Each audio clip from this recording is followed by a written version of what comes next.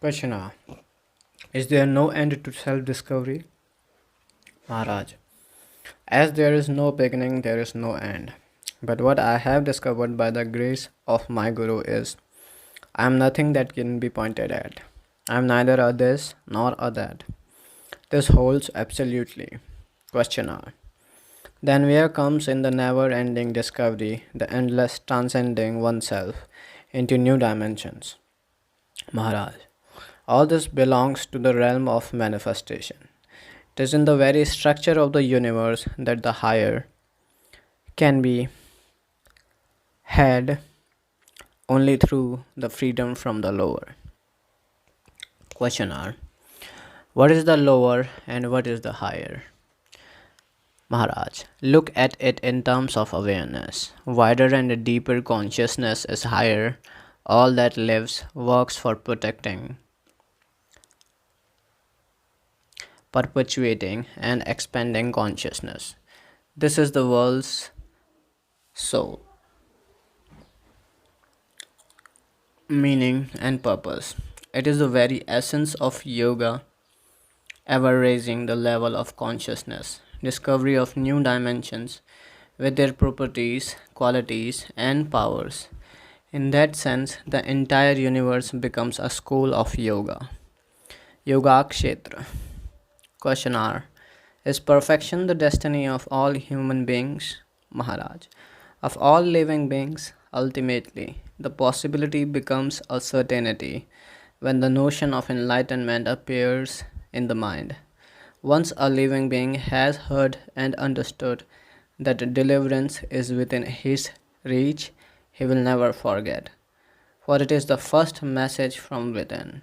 It will take root and grow, and in due course take the blessed shape of the Guru. Questioner. So all we are concerned with is the redemption of the mind. Maharaj. What else? The mind goes astray, the mind returns home. Even the word astray is not proper. The mind must know itself in every mode. Nothing is a mistake unless repeated. Questioner. I would like to go again into the question of pleasure and pain, desire and fear. I understand fear, which is memory and anticipation of pain. It is essential for the preservation of the organism and its living pattern. Needs, when felt, are painful and their anticipation is full of fear. We are rightly afraid of not being able to meet our basic needs. The relief experienced when a need is met or an anxiety allayed is entirely due to the ending of pain. We may give it positive names like pleasure or joy or happiness, but essentially it is a relief from pain. It is this fear of pain that holds together our social, economic, and political institutions. What puzzles me is that we derive pleasure from things and states of mind which have nothing to do with survival. On the contrary, our pleasures are usually destructive.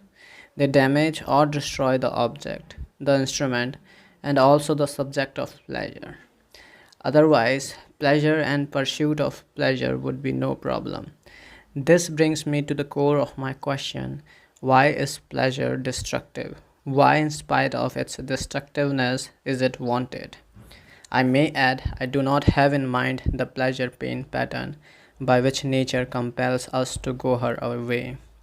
I think of the man made pleasures, both sensory and subtle, ranging from the grossest, like overeating, to the most refined. Addiction to pleasure at whatever cost is so universal that there must be something significant at the root of it.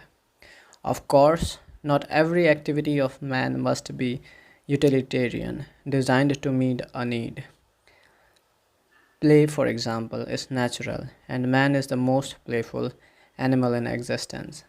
Play fulfills the need for self discovery and self development. But even in his play, man becomes destructive of nature, others, and himself. Maharaj. In short, you do not object to pleasure, but only to its price in pain and sorrow. Questioner. If reality itself is bliss, then pleasure in some way must be related to it. Maharaj. Let us not proceed by verbal logic. The bliss of reality doesn't exclude suffering. Besides, you know only pleasure, not the bliss of your being. So let us examine pleasure at its own level. If you look at yourself in your moments of pleasure or pain, you will invariably find that it is not the thing in itself that is pleasant or painful, but the situation of which it is a part. Pleasure lies in the relationship between the enjoyer and the enjoyed, and the essence of it is acceptance, whatever may be the situation.